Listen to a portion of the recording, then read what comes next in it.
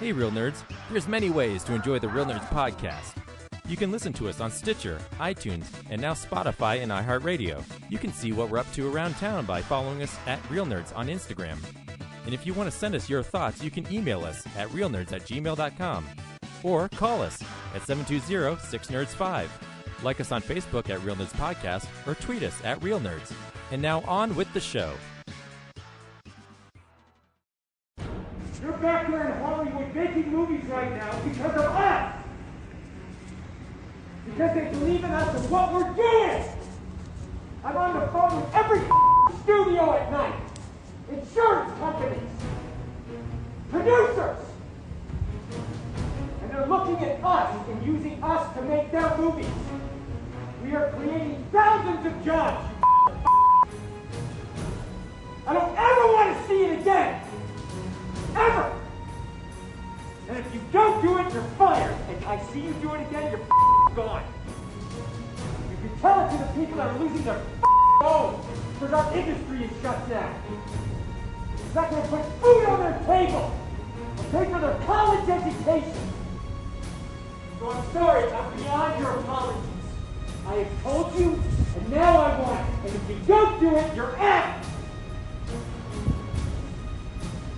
We are not shutting this movie down! This is Real Nerds Podcast. Every week on Real Nerds Podcast, we see a new movie and we podcast our experience to the world. This week, it's a little bit of a mystery as we bring back something we did a long time ago called Stream Team, where each one of the nerds have selected a film that the other nerds don't know about that we have streamed. Because right now our movie theaters are still closed, so we're thinking of new ways to bring you movie reviews. Yes. And I am Ryan. With me is Brad. Yep. And Zach. Hello. Thanks for joining me again, boys, on Zoom, because once again, we are still socially distancing. Yes, we are. Which will probably stay this way until we do our film Splosion episode in 3 weeks. Yeah, we've got to figure that plan. We got to figure out the day for that. But yeah, like that, we'll have to figure out what the coordination for that will be. But yeah, 3 more weeks of 2020, and then this stupid year is done. Yeah. Stupidest year. I feel like last year in 2019, everyone was like, oh, 2019 was so terrible. I can't wait for 2020. And if this is like 2020, I'm like, I can't imagine how horrible 2021 might become. No, see, at the end of the day, it's going to be cool because people are starting to get vaccinated. That was approved on Monday. It's Tuesday. People started getting vaccinated yesterday in the United States. We have a long ways to go, but hopefully by March and April, enough people will be vaccinated, and we'll be seeing, Black Widow in the theaters, and we'll be good to go. Yeah. And guys, next year is the 20th anniversary of The Lord of the Rings, The Fellowship of the Ring. So I can only hope that 2021 will be super optimistic for that reason. Well, you're so lucky James isn't here right now. Obviously, the anniversary we're celebrating is The Rocketeer next year. Yeah. What I think is more important, though, is something I'm really proud of, is it's going to be Real Nerds Podcast's 10th anniversary is next year. And wow. And we'll have some cool things to share and some ideas for the show. So stay tuned for that. In honor of the 10th anniversary, you're kicking me off the show for good. This is the smallest tease. Yeah, I can't get stagnant. Gotta change things up. So yeah, exactly. Zach. And you can't lose a talent, which is me. So. Yeah. You guys got to get a younger, sexier, old-time Hollywood fan. I've always wondered what the show would be like with just 2 of us on, so, try out that dynamic. I can't wait for our VH1 Behind the Music special. And then they kicked me out of the group, and I was like, this is fucking bullshit, man. After 10 years, they just cut them loose for no real good reason, other than they just did it. The fade got to Ryan's head. It's got to be black and white photos like zooming in on me with like a cigarette in my mouth or something. I've gone back to drinking and I'm just like chugging a bottle of Jack going like, yeah, fuck Ryan. You're like Kicked 500 me out of pounds. the group. You all attend my funeral, and that's how you reunite. Nice. So every week on Real Nerds, we talk about movies we've watched, movies that are coming out on Blu-ray today, and movie news. And it's winter, but we've been able to go around town with Brad for longer than I thought. Brad, can we still do that? You know what? I have not checked, so give me a second here. Hey, film buddies, follow me around Denver.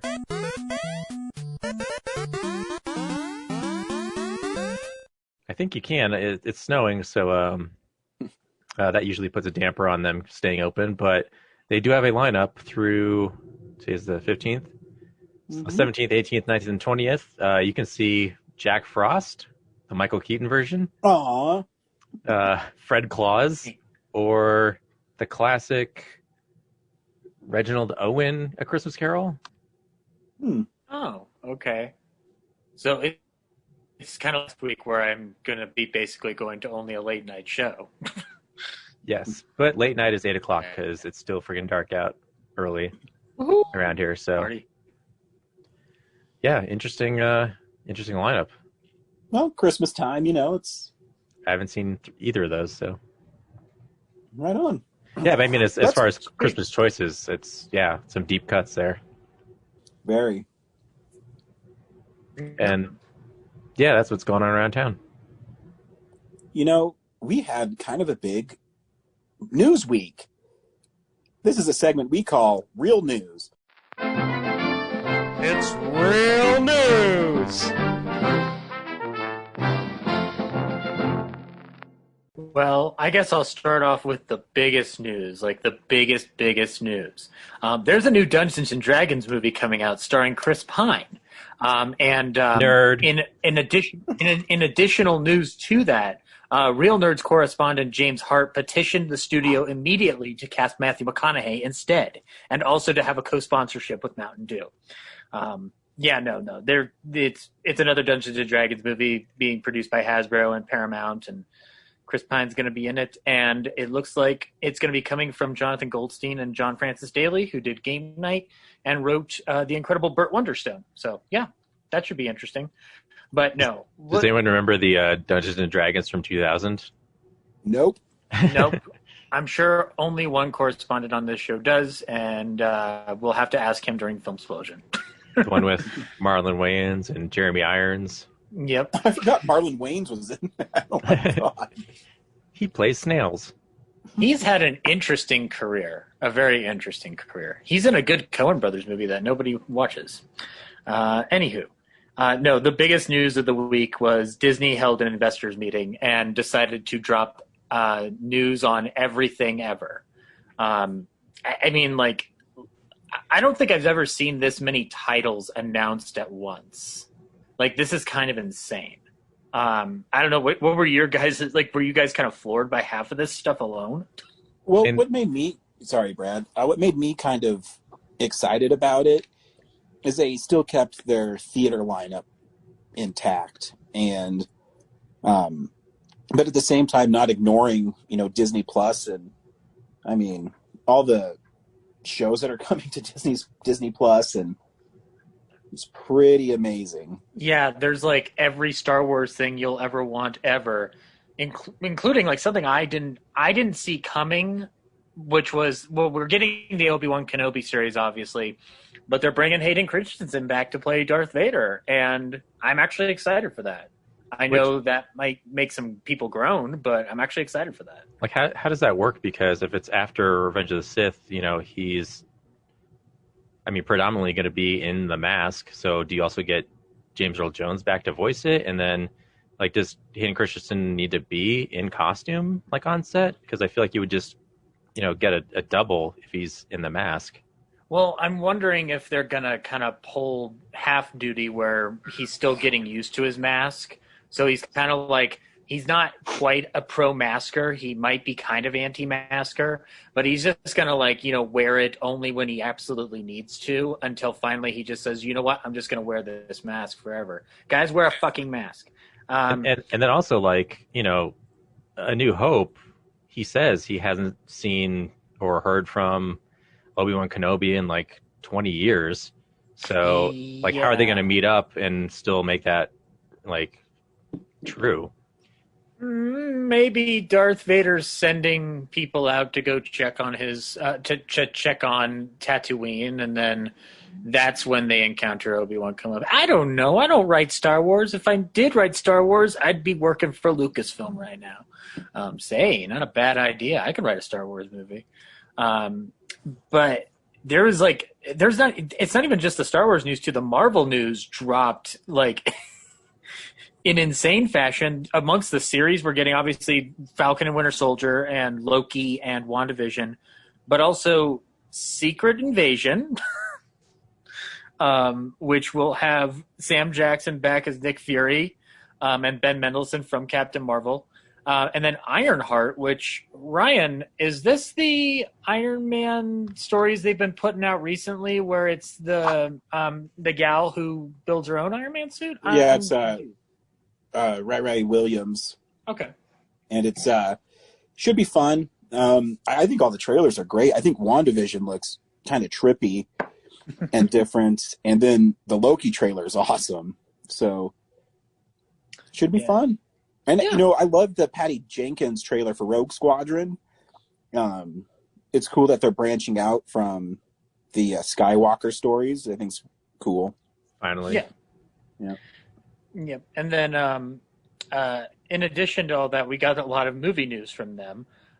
So there's going to be a Disney Pixar movie called Lightyear, where it's the definitive story of the original Buzz Lightyear, and it will be voiced by Chris Evans. So, I guess, does that mean that Tim Allen got like 50 seasons of Last Man Standing and was just too busy?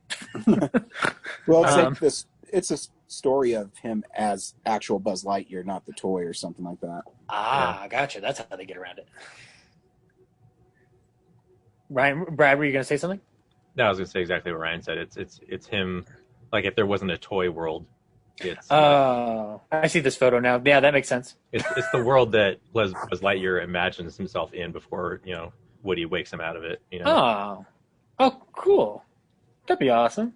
And then also they dropped some announcements on the live action front. We'll be getting Pinocchio from Bobby Zemeckis, which stars Tom Hanks. The teaser trailer was pretty barren, but Ryan, I'm sure you were like me. Once you heard that music swell up, you got the goosebumps. Yeah, it made me RDJ happy. Supposed to be in that? He was, but what made me happy was the design of Pinocchio is looks like the cartoon. So this will be cute. And then also Peter Pan and Wendy, which Jude Law is going to be Captain Hook. I'm down. I'm super stoked for that. That sounds awesome. And then they also did some stuff for The Little Mermaid. This one actually touched my heart. There's going to be a Chip and Dale Rescue Rangers movie. And Chip and Dale was always one of my favorites as a kid in terms of the short cartoons from Disney, along with Goofy. And Chip will be played by John Mulaney, and Dale will be played by Andy Samberg. I still need to know who's playing Monterey Jack. I guess that will come later. But it will be directed by Akiva Schaffer. This is basically a Lonely Island movie now, which I'm down with. Yep, totally down. I'm not giggling out of irony. I'm just like, no, this is fucking awesome. And also, Lonely Island better do the theme song. Chip and Dale Rescue Rangers. Some crimes go slipping through the cracks. Yeah, I know all that stuff. Do you think this means we could get a Tailspin movie? Because I'd like a Tailspin movie. That'd be cool. That'd be cool. You need to get a really good Phil Harris sound-alike for that, because I don't want Bill Murray doing it. That would be too convenient. Find a Phil Harris sound-alike. I'm sure they'll circle around to all those gargoyles and Darkwing Duck. They'll get to it. Darkwing Duck's already getting Duck a reboot. is coming back, yeah. Yeah. Gargoyles is something that Jordan Peele kept talking about in the press as something he wanted to work on. So maybe they'll get in touch with him now. Maybe even Gummy Bears. Brad, why'd you do that? Knowledge. Because Hey, no, they're bouncing here and everywhere, okay? Ryan, stop it. I don't need this. I Also, don't know if gummy bears hurt Zach so much. no. I don't. I tried rewatching one of them, and I was like, why did my sister and I watch this? What's going on here? The Marvel. This is the news that I've kind of been longing for in some way, I guess. John Watts will be directing the Fantastic Four movie for Marvel Studios, which I think is a great choice because he's done very well with Spider-Man, and essentially he's going to be doing for Spider-Man or for Fantastic Four what he did for Spider-Man, which is, here's a concept that's been rebooted a bunch. Let's reboot it once again. So you get the guy who worked on it to do that. Yeah, well, they never got Fantastic Four right, so I think it'll work out well. And he has a great voice anyways. Yeah, it'll rock. And then obviously there's, announcements for like Moon Knight, She-Hulk, and Hawkeye, which we already knew were coming. Then some Captain Marvel too. And then the one that kind of tickled my ribs a little bit was Guardians of the Galaxy Holiday Special. And when you read James Gunn talking about it on Instagram, he's like, and I unironically love the Star Wars Holiday Special. So I'm curious to see what it'll be. Also a series, I Am Groot.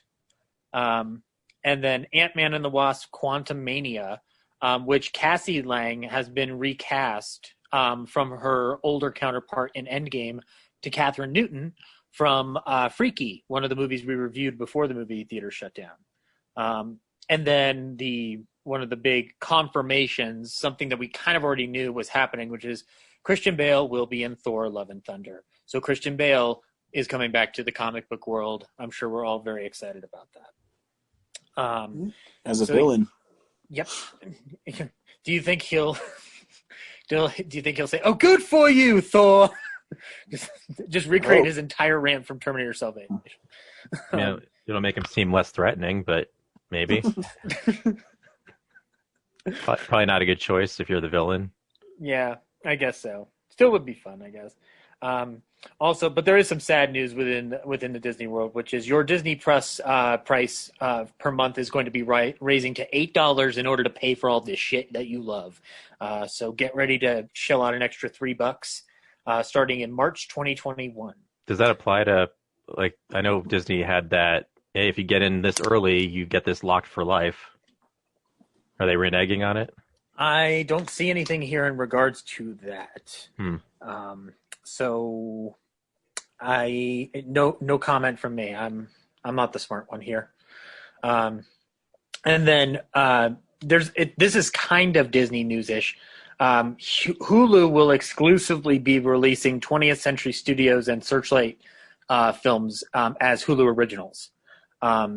So kind of basically, since they've already been putting out a lot of stuff like Palm Springs and Bad Hair and Run, they're going to be doing the same for a lot of the 2021 slate that they had coming out. So The Kingsman is one of those. And then everybody's talking about Jamie in February. So we'll see what happens. I kind of hope this means we get Antlers and Nomadland at some point, because Antlers was supposed to come out in March, and Nomadland was definitely positioned to be a award season contender. So hopefully it makes the deadline. No, it's already been like extremely limited released. Okay. Nomadland. So I was reading an article to talk about Frances McDermott being nominated again. I'm fine with giving her another nomination. She's wonderful. So yeah, and then we'll move on from the Disney world to the Warner Brothers world. Everything's on fire. The news from last week that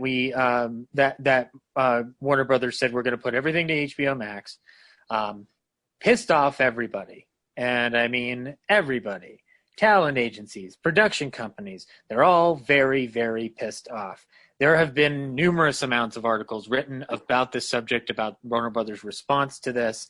I think they've got a bigger fire to put out than they realized by just dropping this news without notifying people in advance, which I believe we mentioned last week. I think it would be interesting to see if, the vaccine works really well and cases dropped significantly if they decide just to release things in theaters. We will see how that plays out. Within the sphere of this, directors of several different projects, like John Chu, who directed In the Heights, and Denis Villeneuve, who's directing Dune, they are frustrated because their films, if you really look at them, they should be big screen releases. Like Dune should definitely be a big screen release because of the scope and scale, and also whether or not you saw Blade Runner 2049 or not, that movie looked amazing on a big screen. And In the Heights, it's a movie musical. It's going to have some scope and some scale, and I'd argue it should be on a big screen like that for that kind of audience experience. So we'll see what happens with Warner Brothers and its response to this. I mean, it just feels like they really need to. They either need to backtrack or they really need to make nice quick with pretty much everybody in town, because they've literally set everybody on. They've set themselves on fire. It's ridiculous. Someone pointed out that another frustration is that some of those filmmakers forego upfront payment for back-end deals. Yep. And without the theatrical release, they don't get that. Because the DGA and the WGA don't have it. From what I read, it sounded like they don't all have firm deals set up for streaming revenue.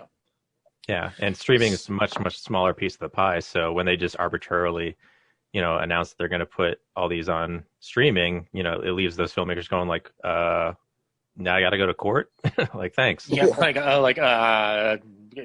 I'll see you in court on Monday. What? Yeah.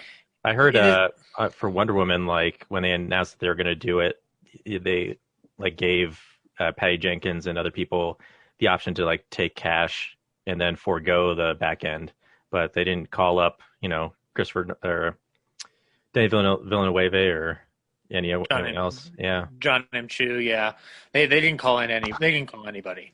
I'm fairly sure if I were to ask the director of Judas and the Black Messiah, they would probably have not contacted them. So there's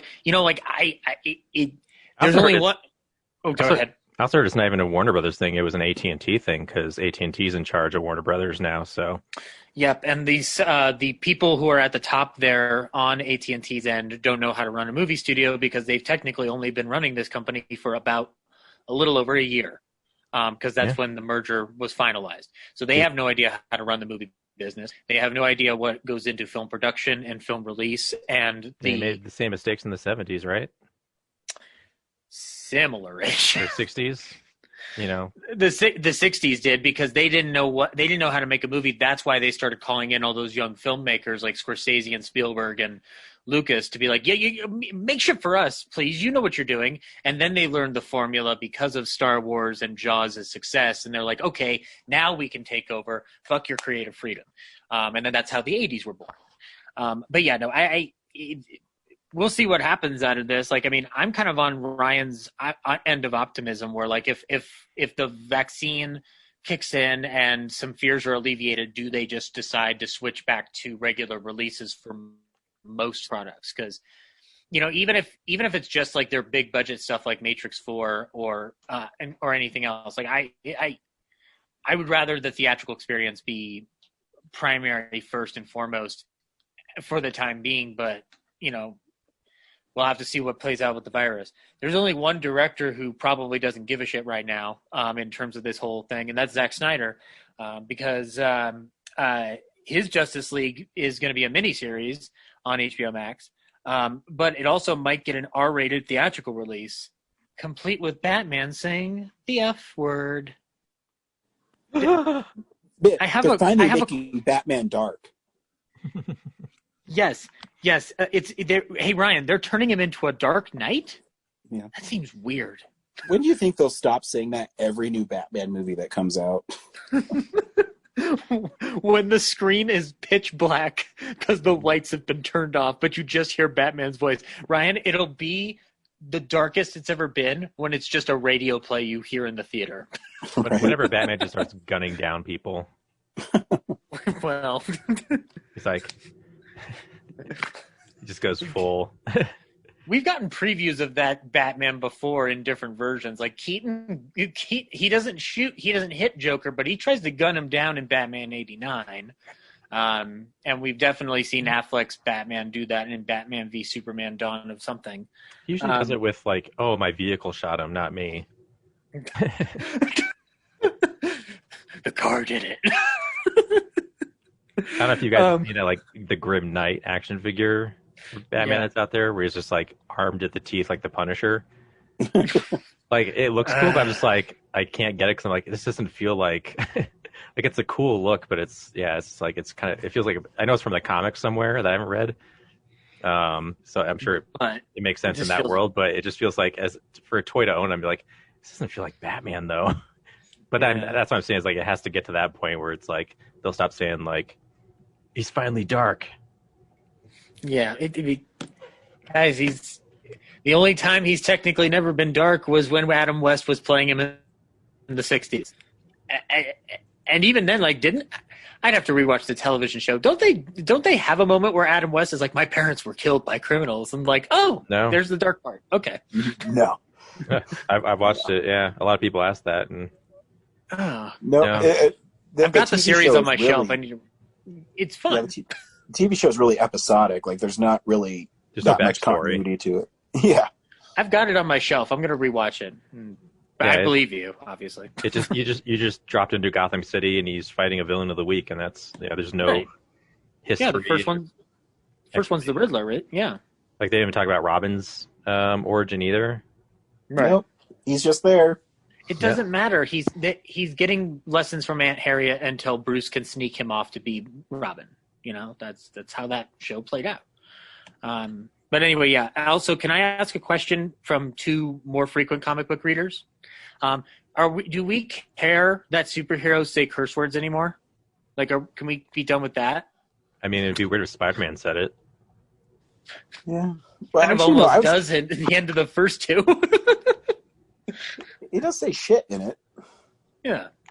And that isn't I haven't seen Far From Home in a while, but isn't the end of it him almost going, what the and then it cuts. So yep. Yeah, well, it cuts though, so. Yeah, it's always funny too because I had this discussion with Brad. You know, everyone freaked out in Batman Superman where he was shooting criminals in his Batmobile. But in Iron Man 3, Iron Man literally shoots a dude right through the chest. No one even says anything. They go, good for Iron Man. Yeah. We got Iron Man's got armory and missiles, and Batman he doesn't use the gun or the. It doesn't matter. You can do anything technically you want to with these characters. But. In Iron Man 3, those are terrorists from another country. In Batman v Superman, they're just thieves. Oh, okay. Makes sense. Gotcha. Okay. But anyway, we'll move on from Batman to another superhero who's getting a reboot. The Green Hornet. It's already been talked about that they're getting a reboot, and David Koepp has been brought in to write it, which should be interesting because he was brought in initially to do The Shadow. So we'll see how this all plays out, guys. I think we're going to get another radio movie that I only like. And Ryan, do you want to talk about the Spider-Man news, or can I talk about the Spider-Man news? I mean, you can introduce it. It's fine. Okay. There's going to be a Spider-Man 3. Not the first Spider-Man 3, but a new Spider-Man 3 from MCU. Spider-Man Home Again or something. And Homesick is what I'm calling it. Homesick. I'm calling it Home Again because I'm hoping it's a Marx Brothers movie in disguise. But they've already talked about the multiverse in Far From Home. And it looks like, from all indication, that this Spider-Man 3 is going to involve the multiverse in some fashion because they're deciding to bring everybody back. The first big bombshell that dropped this week was that Alfred Molina will be coming back to play Doc Ock. And then the next day, they said, like, oh, yeah, we're bringing back Tobey Maguire, we're bringing back Andrew Garfield, and we're bringing back Kirsten Dunst. In other news, Willem Dafoe has still not been contacted or reached to reprise his role as the Green Goblin because if they can bring back Doc Ock, who was sunk to the bottom of Manhattan Bay at the end of the second one. Why can't I have more Willem Dafoe in my life? Out am I? Yes, Ryan. That needs to be how he flies in on the glider as he goes to attack all three Spider-Men. That's I'm confused. his opening line. That this is Go news. I'm confused that the Spider-Man. I thought they were already working on Spider-Man 3. So if John Watts, has yet to start Spider-Man 3, and he's also doing Fantastic Four, like, does that mean we're not going to see Fantastic Four until like 3 or 4 years from now? Spider-Man, the new Spider-Man's been filming since October. And they're still casting? I don't think they're still casting. I think it's just starting to come out. It's been trickled out. I've been reading the articles, and the only reason it's been trickling out is because people are catching the actors like near the set. So no one really knows what it's about. I mean, it's maybe like the tightest lipped Marvel movie in a long time. But it might play out in the Spider-Man comic, how Miles Morales gets to the Marvel universe is Mysterio is able to contact the multiverse, and so he's able to project himself in different realities or different universes. Right.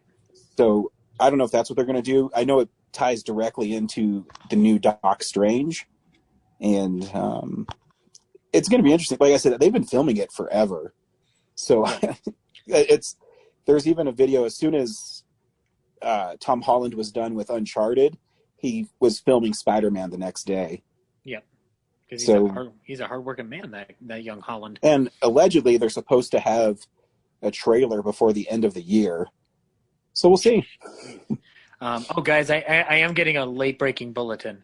Paul Giamatti and Thomas Hayden Church have been ordered restraining orders to stay away from this set as far as possible. That doesn't sound true. No, it's not true. I want them to be back in the movie as Sandman and Rhino, but Sandman and Rhino are on a wine trip to a wine tour across the Northern California area. Yeah, that would be a wonderful Marvel movie that nobody would see except for me. No, I'm almost thinking that, like I've posted on Twitter, I have a feeling that the Sinister Six is going to show up, and Doc Strange enlists Spider-Man from different universes to help Peter Parker of the MCU take down all the villains. Does this mean that we feasibly get a live-action Miles Morales that they're not talking about yet? Maybe. That was my thought, because like somebody brought up to me, like, are they just doing this because Multiverse or Into the Spider-Verse was so popular? And I'm like, possibly, but who cares? I'm very curious to see how this all plays out. Or maybe they might not. I mean, they might leave Miles Morales in the Spider-Verse universe. I don't know what they're going to do. I don't know. There's only two things I want here. If they're going to bring back a bunch of Spider-Men from the Raimi-verse, then Bruce Campbell needs to be in an MCU movie at this point. It's not even a question. Obviously, there's Doc Strange, Multiverse of Madness, but now he has two different opportunities. So Marvel, please don't fuck that up. And second of all, they should totally do, like, if Sam Raimi had casted Bruce Campbell as Mysterio to come in. Yeah. That'd be sweet. Yeah. Oh, just for like, fun. Even if it's just for like a scene. Yeah. Like a quick shot or two, like Endgame or something. That'd be cool. And also, please, Willem Dafoe has a phone. You can reach him. He's not Christopher Walken. He has phone.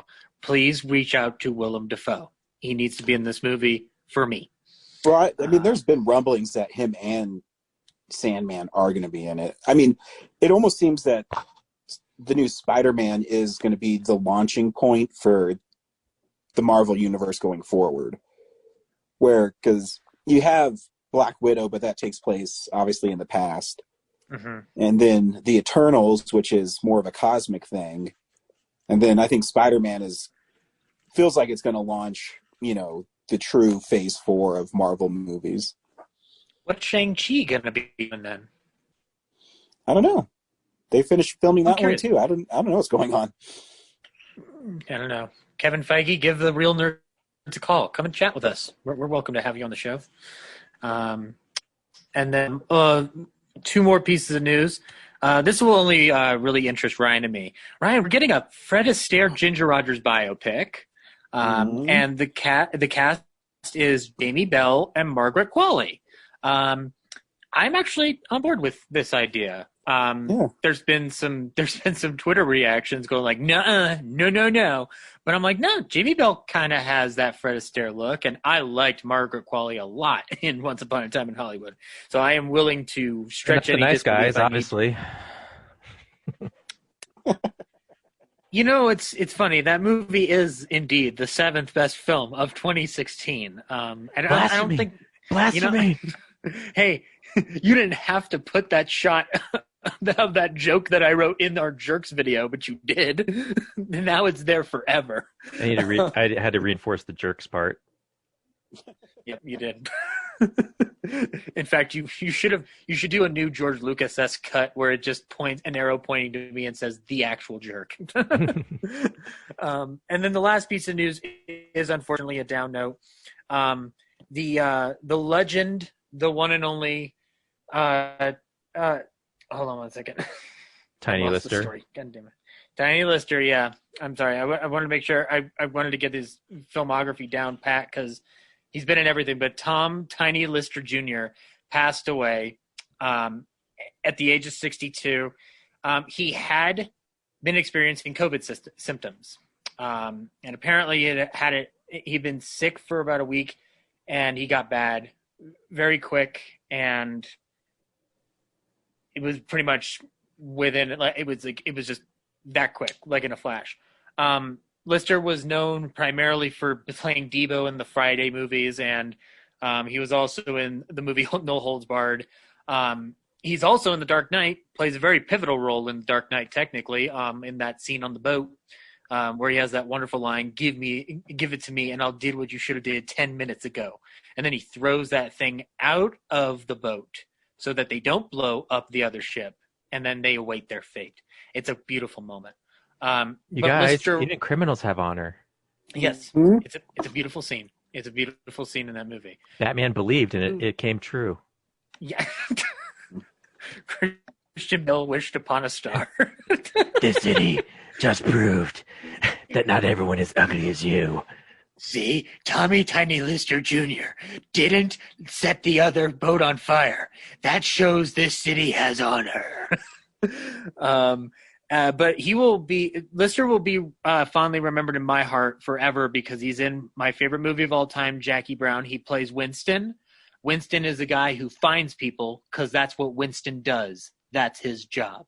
And there's a beautiful clip that you can watch, and I'll post it somewhere around social media, where Robert Forster asks Winston to look in on this guy, and he basically says a beautiful thing about Winston, the character, that I think applies to Tom Tiny Lister Jr. himself.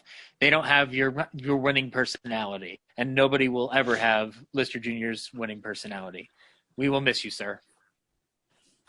Yeah, that's news, guys. Movies came out today. This is what's dropped. DVD releases and Blu-rays. Hey guys, remember that movie that was gonna save the theaters? It's now on 4K and Blu-ray. Tenet. I picked it up today. Available. You did? I still have to pick it up because I would like to rewatch it. But yeah, Tenet, you can pick it up on 4K, and there's a nice Blu-rays, or there's a nice steelbook from Best Buy, as per the usual. Tremors in 4K. Did not see that coming, but I'm totally down with that. That's an Arrow version, right? Yes, it is. Then Warner Archive decided it was just going to blow all of our minds this week because we're getting The Curse of Frankenstein, a 2-disc special edition, the Peter Cushing Hammer horror film from Warner Archive. You can also get Volume 2 of the Tex Avery Screwball Classics collection, which, Ryan, I'm sure you have that coming, and I need to get Volume 1 and Volume 2. So Yeah, it came to my house at 8 o'clock this morning. let me ask you, did you get Mr. Roberts, starring Henry Fonda, James Cagney, William Powell, and Jack Lemmon? Nope, I did get Frankenstein, though. Okay. Well, you should also get Mr. Roberts. That's a good movie. You should get that. You can also get Holiday Affair with Robert Mitchum, Janet Leigh, and you can get The Harvey Girls with Judy Garland, and you can also get Young Man with a Horn, which is a Kirk Douglas movie I've never seen before, but it's also got Lauren Bacall and Doris Day. He doesn't have a horn, really. There's a background of a horn, but it's mainly Kirk Douglas smooching on Lauren Bacall. But yeah, if you want to get some Warner Archive selections, you've got plenty to choose from. And you'll have more because they're also giving us, in the future, the second in the Thin Man series. So they're going to slowly trickle those out, and I'm very excited for that. You can also get this week from Warner Archive The Shop Around the Corner, which is a wonderful movie by Ernst Lubitsch that if you haven't seen it, you should see it now. It's a Christmas movie, and it's fucking wonderful. They delayed it a week. And Mine's coming next week. really? Yeah. Oh, boo. Shoot, I had it on the list for... Oh, dang it. All right.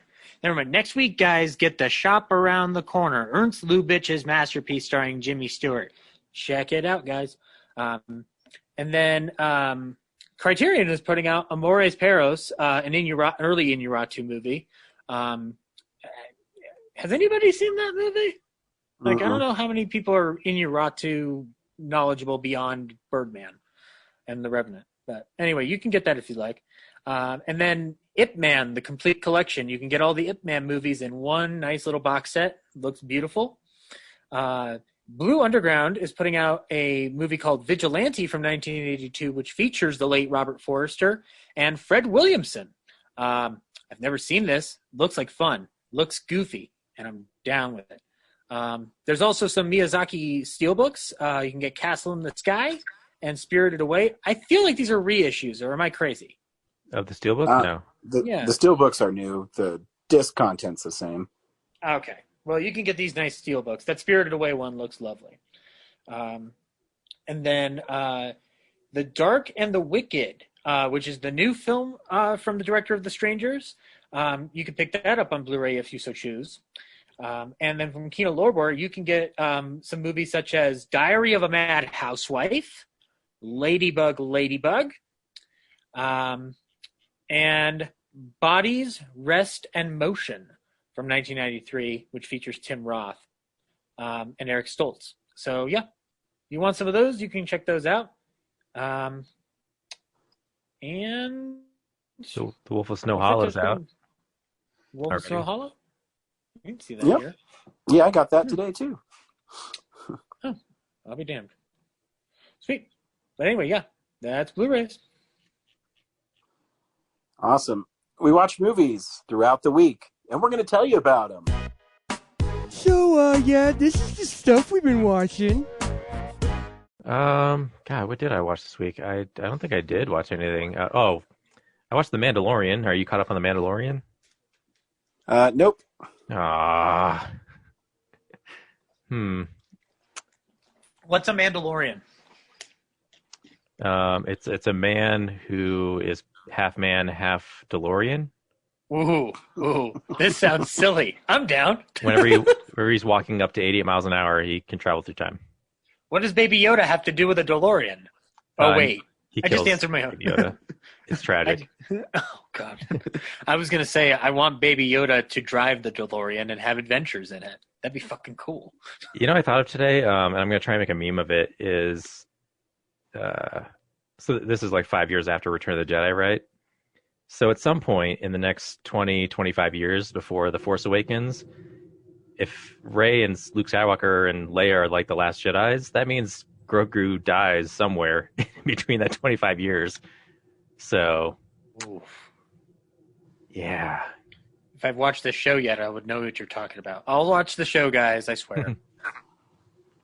Grogu's Baby Yoda, I don't think that's a spoiler at this point. It's been all over the place, right? Oh, that's his real name. That's the child's real name. Gotcha. Yeah, they named him, right? Okay. That wasn't a surprise, Ryan? No. Yeah. I thought he was going to be called Frank Oz. This kind of sucks. Yeah, I think I only watched our movie of the week because I've just been editing constantly. I mean, I rewatched some Simpsons episodes. Yeah, The Mandalorian's it, and I can't talk about it. So, yeah. I'll get caught up eventually when I don't. Yeah, I know I need to. Zach? I didn't watch a lot. I rewatched Mank and got more out of it, but I'm not going to bore you guys to death with more talk of Mank. Just know that if you haven't seen Mank, watch Mank. And then the reason I was so ecstatic about The Shop Around the Corner is because I rewatched The Shop Around the Corner at Film Club this week, and I was instantly reminded of how beautiful that movie is. It's a lovely film. I hadn't seen it in a while, but it is. If I make a Lubitsch ranking, it's definitely my second favorite Lubitsch, with only To Be or Not to Be above it. And I think like Ninotchka would be around 3 or 4. But yeah, it's Shop Around the Corner. It's a lovely movie. I think that it kind of made me realize like how much I take Frank Morgan for granted as an actor, because we know him primarily as the Wizard from The Wizard of Oz, but like everybody in the film club was pointing out, like Frank Morgan is a fucking genius, especially in this movie. Like it's astounding. He plays the owner of the shop that he's asked to go from like one emotion to the next in such a suave fashion that he has to cover up his emotions. It's just a beautiful performance. And then it also has one of the best endings to a movie ever. So if you've never seen The Shop Around the Corner, I won't spoil it. You just need to watch it. Now that I know that the Blu-ray is coming out next week, I will have to wait as well. I did not realize that they had delayed it. So that sucks. And so, yeah, that's all I watched this week, guys. Oh, yeah, I'm surprised I don't remember watching this much, but I watched Dave Franco's directorial debut called The Rental, which is a story about two couples that rent this house for the weekend, and strange happenings are happening. It's a slow burn kind of movie. It's shot really well. Yeah, I enjoyed it. Has anyone else seen The Rental? No. No. No, I've heard it's good though, or at least fun. It is. It's a thriller that has a slow burn to it. Really well made. I was impressed with Dave Franco. So I won't talk too much about it. It's, like I said, it's two couples that go to basically an Airbnb, and the dude who is the handyman there is a little weird, and things start happening. So yeah, check it out. It's fun, I guess, if you're looking for a horror film. I watched Love Affair, which is from 1939 by Leo McCarey, who remade it as an Affair to Remember. I'm sorry, with Cary Grant. But Love Affair stars Irene Dunne, and it follows pretty much the same story. It's not quite as good as An Affair to Remember, and I think Affair to Remember is about in the middle of the pack for a Cary Grant film. But Irene Dunne is just stunning, and she's amazing in it. It's another movie where she shows off her operatic pipes. And she's wonderful in it. And if you don't know the story, it's these two people meet on a boat. They're both involved with somebody else, but they fall in love with each other, and they make a plan to meet each other in 6 months at the top of the Empire State Building. And fate intervenes. It sounds like they ripped this off from Sleepless in Seattle, Ryan. I know. The only bummer is it's on Warner Archive, I think, a DVD, but you're able to stream it off of Amazon Prime, and the presentation's awful. Like, it's like faded and worn. It's full of scratches. It's a little disappointing watching it. Did you not? So you didn't pick up the DVD yet? No. Okay. I was hoping that maybe it'll come out on Blu-ray at some point. Well, a certain company follows us on Facebook and Twitter. And just saying, if they listen, and they listen really hard. Yeah, listen to me. Yeah. And while you're at it, get me the Horn Blows at midnight on 4K. That's all we're asking. Yeah, not that much. Yeah. And, the last thing I watched this week is Underwater, which is, I think, was it the first movie in theaters in January? Yep. It might have been. It was a holdover from last year. Yeah. Kristen Stewart plays a engineer on an underwater laboratory, and the opening's pretty awesome. It basically, there's an earthquake and it destroys it, and she has to get out. And it plays a lot like Deep Star 6 and Leviathan, where there's a catastrophe millions miles underneath the ocean, and it turns out it's not an earthquake, but it's monsters. And it was better than I thought it was going to be. It's shot really well. The monster in it is really awesome looking. Yeah, it's better than I thought it was going to be, and it's like 90 minutes, and it literally starts right away. So you have this voiceover by Kristen Stewart's character, and she's like brushing her teeth, and then the whole like lab like breaks and so it starts right away in an action scene, and it's pretty gory. So I was reading the release and it said it's PG-13. I streamed it on Hulu or HBO Max, and they said it was rated R, and I'm pretty sure it's rated R because there's people that blow up and blood goes everywhere. So maybe the rules have been relaxed a little bit. Yeah, and they say fuck in it like 4 times. So I don't know if they that the one on HBO Max might be the R-rated version. I don't know if there's 2 versions that exist. Is there an X-rated version where the monsters fuck? I hope not. So yeah, it was better than I thought. Like I said, it's well shot, it's well acted. It's pretty gory, and the monster looks sweet in it. So if you're looking for, I don't know, like a midnight movie, it's not a bad way to spend, your time. Yeah, I heard mixed stuff when it first came out. Like some people going like, no, just give it a shot. So no, that sounds like it'd be fun. Yeah, and that's what I watched this week. Wahoo!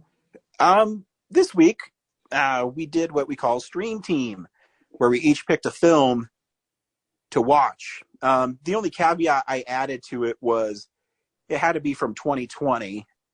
So if we needed to round out our Film Explosion list or something like that. So basically as a new release. Mm-hmm. Brad, what movie did you stream, and should people see it? Oh, man. I had a couple choices. I went with Archenemy, and here's a trailer for Archenemy. I used to sit on top of the highest buildings in Chromium and look down like a god. You still got them superpowers? The power to drink a fifth of whiskey and not pay for it. Dad was a storyteller. See?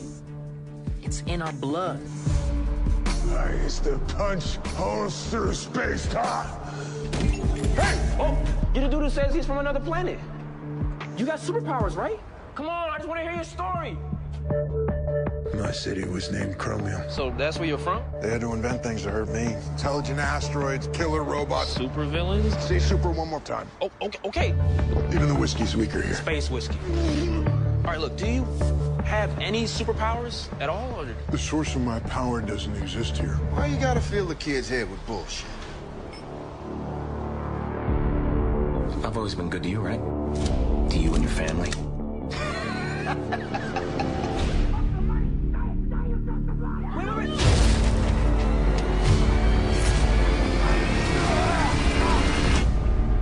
You're risking our lives to hang out with some homeless man? Max didn't have to do any of this to help us.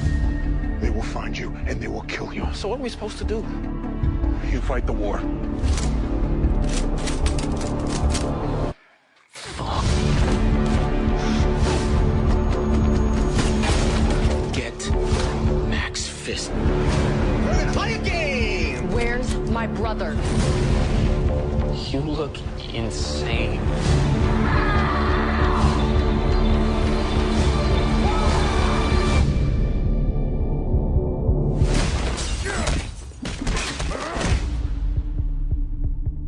Malton on Movies podcast, Jesse Malton was hyping it up, so I figured I'd give it a shot, and I am not in her camp on this one.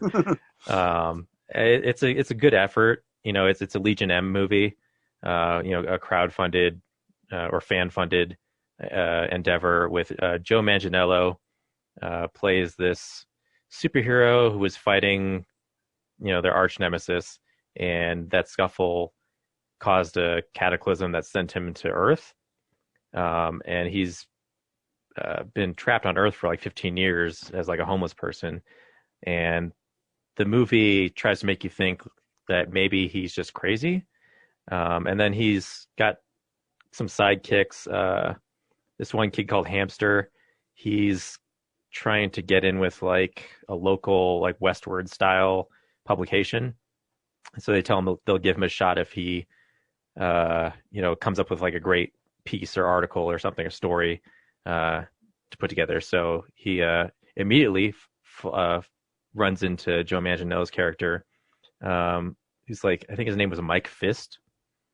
So he starts following him around and learning his story. And then I think Hamster has I think it was his sister. I'm not sure what her relationship was, but she's in with a drug cartel, and she's trying to do something that I couldn't quite figure out. And all those threads come together. And yeah, most of it feels like a 48-hour film where they had an idea but didn't know how to stretch it into an hour and a half.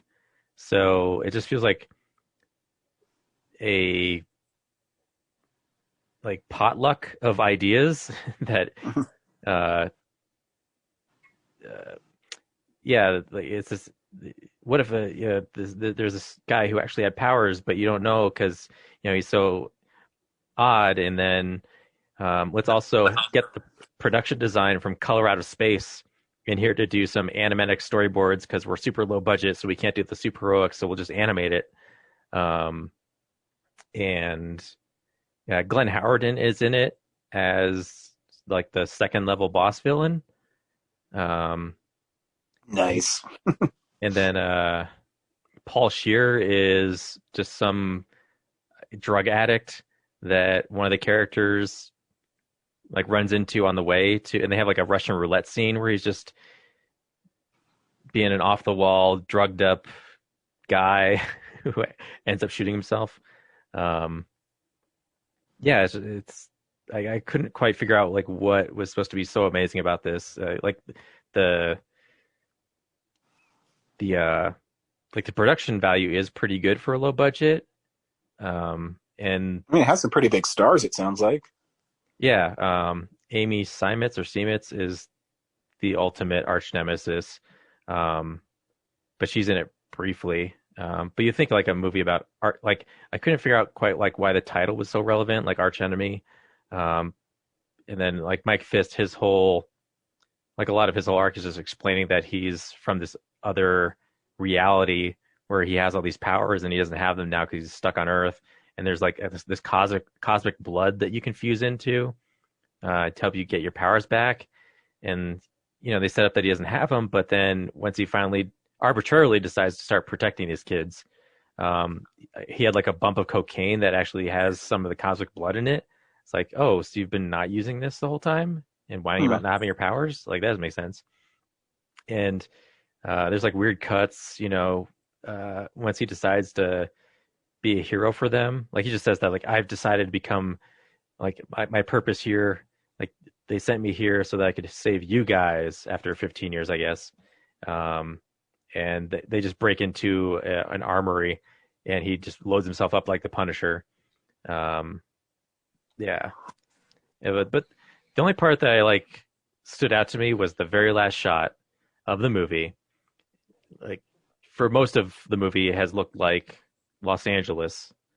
After the camera pans up and goes through a drone shot of the city, it's an aurora view of Denver as the city from the east. Like you can see the typewriter building. Nice. I was like, oh, it's obviously like I would guess it would be like a stock clip. Like they didn't know how to end the movie. The ending of the movie is very like, okay. You can either end it with these people on the ground, or you can do something more hopeful, like show this wide shot of Denver, I guess. So I think they just picked a stock clip and put it in there, and it happens to be Denver instead of Los Angeles. Like I imagine there's way more Los Angeles stock clips than Denver, but okay. I guess maybe it's recognizable. Looking for something more unique. Who knows? Yeah, I mean, the city in there is fictional. I forget the name of it, but it's, or maybe in his mind it's fictional. I think it's called like Hamster City, or maybe that's just the article of the kid. I don't know. But basically, it looked like Los Angeles the whole time, and then all of a sudden, this last shot of the movie is clearly Denver. So, yeah, it felt like someone just said, "Hey, what if this hero lost his powers and was stuck on Earth and had to adjust to not being that hero anymore, and just write some scenes around it." That's that. All right, Zach, you're up next. What movie did you see, and talk about the movie? All right. For my streaming title this week, I went basic, based off of a recommendation by Lost contributor James Hart. And I watched The Trial of the Chicago 7, the new Aaron Sorkin film. And should people watch it? Yes, you should. I texted James immediately after watching this movie, which was the following text. It was a single sentence, which is, "I'm very glad Aaron Sorkin learned from his missteps on Molly's Game to bring some good cinematic styling to a very prescient story." Because this is a wonderfully directed movie with a wonderful cast leading the charge, in a version of this real trial that, it streamlines some stuff and rearranges some stuff, but the intent and the message is very clear. So yes, I recommend you see it. Here's the trailer for The Trial of the Chicago 7. We want to underscore again that we're coming to Chicago peacefully, but whether we're given permits or not, we're coming. We're going to Chicago to protest the Vietnam War. And there's no place to be right now but in it. We watched for a decade while these rebels without a job tell us how to prosecute a war. Well, they're going to spend their 30s in a federal facility, real time. People say, Abby, are you concerned about an overreaction from the cops? Holy shit. You all right? I was until I saw that.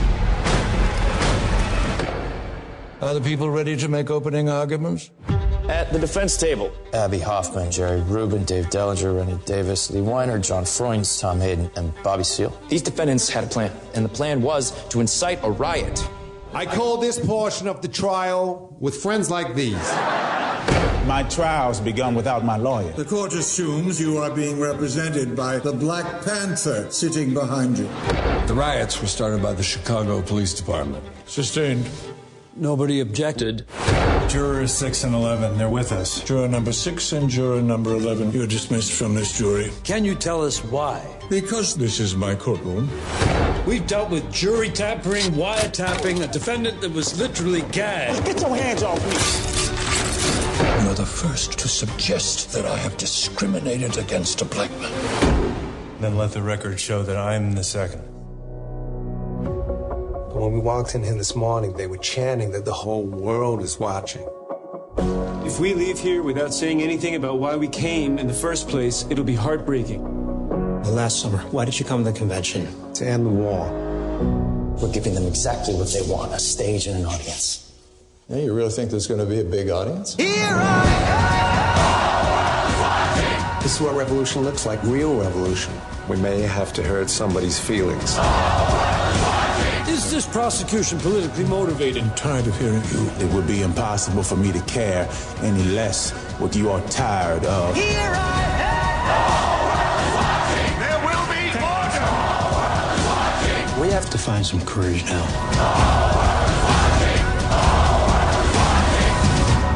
How much is it worth to you? What's your price? To call off the revolution? My life. Open your eyes, cause a new day is dawning. The new day is dawning. The whole world is watching.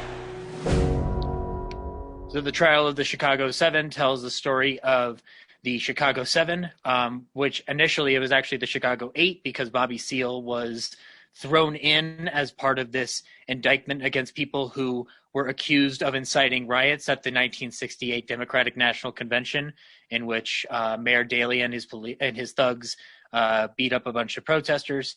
And the trial unfolds in a very unfair fashion because the judge is incompetent and corrupt. And the movie really unfolds as a story of not just the trial, but how the events leading up to the riots themselves. This cast is stacked. Ryan, I want to ask you, did you think when you saw Borat in 2006 that Sacha Baron Cohen would grow into this wider range actor beyond that one role? Well, I mean, I think he's always been kind of a pretty stout actor.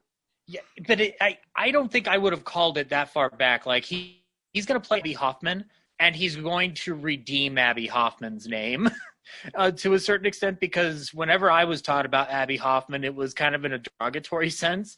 But like watching his portrayal of it, I'm like, oh wow, like this is him and Jeremy Strong as Jerry Rubin. Like they really Sorkin was able to kind of clarify their reality a little bit more, whereas the impression of them was always within the hippie mentality and not about like what they were actually speaking about. But also you've got Eddie Redmayne, who I haven't seen in a movie since The Fantastic Beasts and Where to Johnny Depp Them. And he's wonderful in the lead role as Tom Hayden. And then you've got Yahya Abdul-Mateen II from Aquaman playing Bobby Seale, and he gets one of the most powerful moments in the movie in the scene where it's based off of the event where Bobby Seale was gagged in court. And Frank Langella plays the judge. He's scary as shit. It's the scariest I've seen Frank Langella probably since Skeletor. He's also joined, like they also get Joseph Gordon-Levitt's in this, John Carroll Lynch. Like I said, this cast is stacked. Michael Keaton's in this movie for like 15 minutes and he's amazing in it. And you also you get Mark Rylance playing one of their lead attorneys. And I've liked Mark Rylance since I first saw him in Bridge of Spies. I know he had done stuff before, but like Bridge of Spies was where I think a lot of people like me took notice of him. And then obviously he's good in Ready Player One. I honestly think this is the movie we should be giving him an Oscar for, because he's fucking brilliant in this movie. He plays a defense attorney who's basically put up against an impossible brick wall that he has to try to tear down where possible. And the movie, if you know the events of the trial of the Chicago 7, obviously there's not a very happy ending per se, but it does hit upon what they were able to do to kind of poke holes in the establishment of the justice system. And so there's a lot of heavy back and forth banter, but the film is the film is much more visually oriented than I would have anticipated after watching Molly's Game. Kind of like Molly's Game, there's a lot of really good editing. The opening of this film and the moment where Bobby Gagged is taken to be gagged, the editing is very key to those scenes. I would say if you've got Netflix and you've got 2 hours and 10 minutes to kill, this is a good movie to watch for you. It's solid. If you like Sorkin's stuff in the past as a writer, I think you'll be very pleased with him from afar for recommending this movie a couple weeks back, because I'm glad I sat down to watch, and it will probably be making my Film Explosion list. Ryan, what did you watch? This week I decided to stream a horror film, and I streamed kind of a bleak one, and it's called The Dark and the Wicked. And if you're in the mood to be depressed for like an hour and a half, you should watch it. But it's also kind of scary and really well shot. And if you like horror films, I think you should check it out. Here's a trailer for The Dark and the Wicked. Halfway trials and temptations. Is there trouble anywhere? What a family had.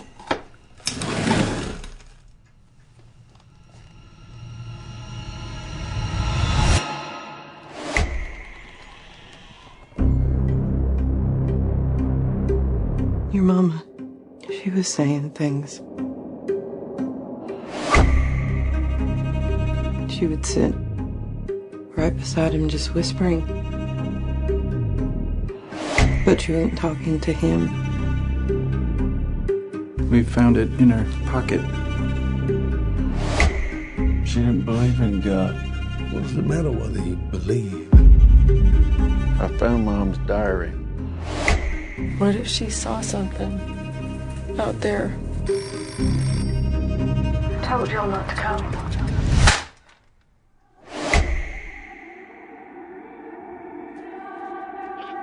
There are things in this world, horrible things, wicked, and they come for whoever they want.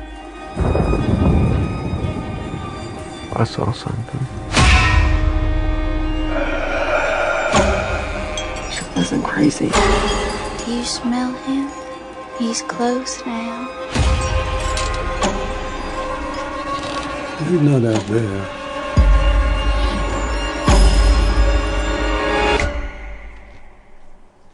He's already here. So I knew nothing about this movie, only that it was directed by Brian Bertino, who did The Strangers and The Monster, both movies I love. And so I literally had no idea what the movie was about. So when I started watching it, it was kind of cool because I'd never even watched a trailer for it. It was kind of cool to go into a movie cold like that. I haven't done that in such a long time. And the story is about two adult kids named Luis and Michael who return to their parents' farm in Texas because their dad is dying. And when they get there, their mom is acting really strange, and stuff around the house. Like it opens with this really quiet scene, and like doors open with no one there, chairs move, and the mom slowly descends into madness. And the whole film takes place over a week. So each day it kind of builds like a Paranormal Activity movie, but way more competently made and a lot more scary, where there's a title card. And so it starts on Monday and then it goes all the way to Sunday. So each day it kind of, the terror gets a little more exacerbated and a little more in your face. But as the film plays out, you find that the mom might not be crazy. She might actually be hearing something for real. And it's man, I don't really want to spoil this movie because it builds up really well. It's a lot like you're questioning what's real and what's not. Is this incapacitated man who's dying, is he really being tormented by something that only the mother can hear and see? Or is there actually something evil in their house? And there's a lot going on in the movie. It's another slow build one. Bertino kind of makes all his films like that. But the one thing I do like about him as a filmmaker and a storyteller is he doesn't really leave you in the lurch. He does eventually explain what's going on. And this film slowly explains what's going on. The acting is incredible in it. It's one of those movies that it only takes place really on one set. It only takes place on the farm. There's maybe 6 actors total in the whole movie. So because it's a lower budget, but you're relying on the actors to give incredible performances, which they all do. It's pretty great. But like I said, it's really bleak. It's not happy. And if you're hoping for a horror film where good triumphs over evil, you might not get it in this movie, because it's not the point of the film. And it is gory, and there's some really cringe-worthy scenes in it. If you like horror films, you should definitely check it out. Ryan, have you seen his other film, Mockingbird? I haven't seen this. I was just looking at his filmography. No, I've seen The Strangers, and The Monster, and this one. And he wrote Strangers Pray at Night too, but that's not the same. Yeah. But I was looking at his filmography. Everything he's directed has been either around an 88 to 93 minute range. That's kind of amazing how he's able to pull out like solid horror at that, like nice solid 90 minute time frame. I definitely want to check this movie out. And when I say slow burn, I don't mean it's a slow moving movie. It's just that the setup isn't, balls, like Underwater is balls to the wall action horror. Mm-hmm. This is, here's something that happened, and here's people going a little more mad. And like I said, it's hard to talk about this movie because like the second day there's already a spoiler in it, so I don't want to. I'm not Corinne. I'm not going to spoil things. In this particular case, I appreciate it because I want to sit down and watch the movie this week. Yeah, because like I said, I went into it completely cold, and it was kind of cool to see a movie without seeing the trailer first. Oh, and just going into it knowing I like the director's work, and he delivers. I mean, I know it's been popping up on a lot of best horror films lists right now, and it definitely is. It might be on my film explosion list. I don't know yet. I have a few more movies to see. I actually have a lot more films on my list than I thought I was going to have. Mm-hmm. So it's really just about trickling them down. I've already sent Brad 5 movies that I know are going to be on the list, but I don't know which order yet. So I hope I'll have it all wrapped up by the end of next week. Well, no, because Wonder Woman comes out the following week. So hopefully, but after Christmas, I'll be good to go. Better be. Yep, and that's what I streamed this week. The Dark and the Wicked. Even the title's cool. So if you like horror movies, I would definitely check it out. I'm kind of amazed that The Dark and the Wicked hasn't been used as a title before. Yeah, I mean, I would never tell Corinne to watch this because she doesn't like horror movies, and this movie is one of those constantly dread horror movies. Oh, so I'm gonna love it. Yeah, where I don't get really scared in movies anymore, but it has a nice atmosphere to it. I'll say that. Some nice tension. Makes you feel a little uneasy. So yeah, next week I think we're seeing Ma Rainey's, right? That'd be awesome if we could. I think that's what not. Yep. So I think that's what we talked about. Woohoo!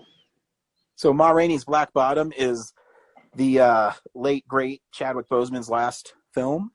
Yep. Well, he did voice T'Challa in Marvel's What If, so we'll have him for a couple more times. So that's what we'll be streaming next week. And who knows? Maybe theaters will be like, you know what? We're going to open even at 25% capacity with Wonder Woman. So we'll see. Can I tell you, Ryan? My parents are rewatching Justified, and I went upstairs and they were like, "Hey, we saw Chadwick Boseman in Justified," and I'm like, "That's cool. Have you watched Black Panther yet?" And they're like, "No." I'm like, "It's downstairs. Whenever you're ready, it's downstairs, ready to go." Right. I'd like to point out in advance of Wonder Woman, if you buy Tenet, you get a 14-day trial of HBO Max. So. Oh, cool. I will be redeeming that. Yeah, definitely. Right on. And like I said, I like HBO Max. I mean, Christopher Nolan hates it, but I think it's fun. Yep. Cool. So thanks for listening, and we'll see you next week. Bye. Bye.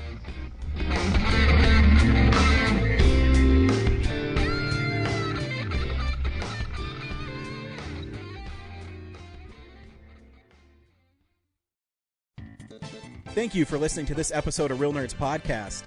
Real Nerds Podcast is a production of Nebulous Visions Multimedia. Thank you to Sparks Mandrill and Plan 9 Studios for our kick-ass theme song. Also, if you're in the Denver area and you're looking for a cool place to see movies, we see them at the Alamo Draft House in Littleton and now also in Sloan's Lake. Thank you to Colorado Coins, Cards, and Comics for supplying us with all our comic needs, especially you, Andrew. You know who you are. And a big shout out to James's mom. I'm giving you an electronic hug that you can feel through the airwaves. Thanks for listening, and have a nice day.